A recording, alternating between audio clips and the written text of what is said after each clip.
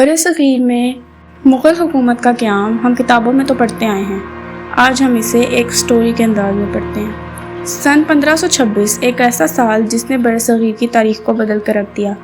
کابل کا بادشاہ ظہیر الدین بابر، جو ایک جانباز اور فاتح راجا تھا جس کی رگوں میں تیمور اور چنگیز خان کا خون دوڑتا تھا، اس نے ہندوستان کی سرزمین پر قدم رکھنا تھا۔ ہندوستان اس وقت دہلی سلطنت کے ایک آخری سلطان ابراہیم لودھی کے زیر اقتدار میں تھا، جو اپنے ظلم و ستم اور خود غرضی کی وجہ سے درباروں اور امراء میں بہت ناپسندیدہ ہو چکا تھا۔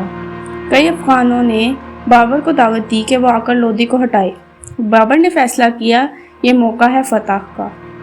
بابر کی فوج 15,000 سپاہیوں پر مشتمل تھی، مگر اس کے پاس خفیہ ہتھیار تھے جو ترکی توپ خانے سے تھے۔ اس کے مقابلے میں ابراہیم لودھی کی فوج ایک دیو کی مانند تھی، جس میں 1,00,000 سپاہی اور 1,000 ہاتھی تھے۔ لیکن بابر جانتا تھا کہ فتح صرف تعداد سے نہیں ہوتی بلکہ حکمت عملی سے حاصل ہوتی ہے۔ بابر نے اپنے لشکر کو 3 حصوں میں تقسیم کیا: دائیں بازو، بائیں بازو اور مرکز۔